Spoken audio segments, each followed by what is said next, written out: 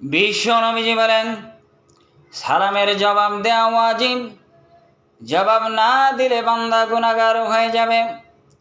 ওয়া আলাইকুমুস সালামু ওয়া রাহমাতুল্লাহি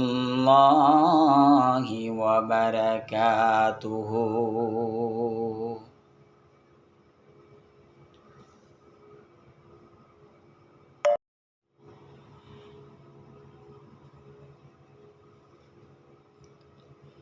বিশ্ব নবীজি বলেন, সালামের জবাব দেওয়া ওয়াজিব, জবাব না দিলে বান্দা গুনাহগার হয়ে যাবে। ওয়া আলাইকুমুস সালামু ওয়া রাহমাতুল্লাহি ওয়া বারাকাতুহু।